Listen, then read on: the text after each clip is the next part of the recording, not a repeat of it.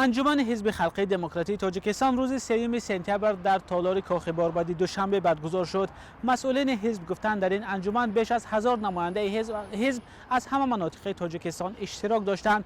نمایندگان رسانه‌های خبری مستقل به تالار انجمن راه نیافتند، ولی آنهایی که در انجمن اشتراک داشتند بعدی برآمدند گفتند همه وکیلانی که برآمد کردند نامزدی رئیس جمهوری فعلی امامعلی رحمان را پیشنهاد کردند.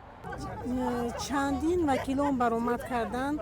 همون شخصانی که برآمد کردند همین یک نامزد را پیشنهاد کردند. اشتراکداران انجمن حزب خلقی دموکراتی گفتند که رئیس جمهور امامعلی رحمان برای پیشنهاد نامزدیش برای سبقت در انتخابات پرزیدنتی ماه اکتبر روزگی داده است.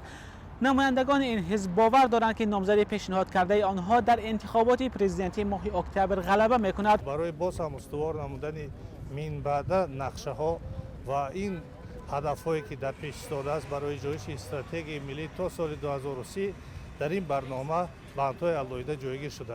ما امید کلان داریم که راهبری که ما امروز پیشنهاد کردیم پیشوای ملت محترم امامعلی رحمان 100% آوازی ملت تاجیک صاحب می شود. انتخابات پرزیدنتی روز 11 اکتبر امسال برگزار می شود.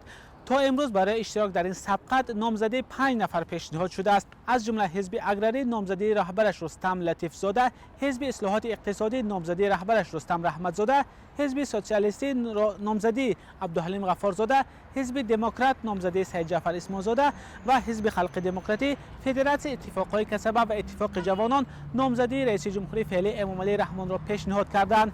یگانه حزب مخالف در کشور حزب سوسیال دموکراتی تاجیکستان گفت انتخابات را بایکوت میکند و برای اشتراک در آن نامزد پیشنهاد نخواهد کرد. رحمت الله زهیروف رئیس این حزب در یک اظهارات انتخابات ماه اکتبر را غیر قانونی خوانده بود، چیزی که نمایندگان دیگر حزب‌ها آن را قبول ندارند. مولا رجب یوسفی، امرالدین عالموف، آزادی دوشنبه.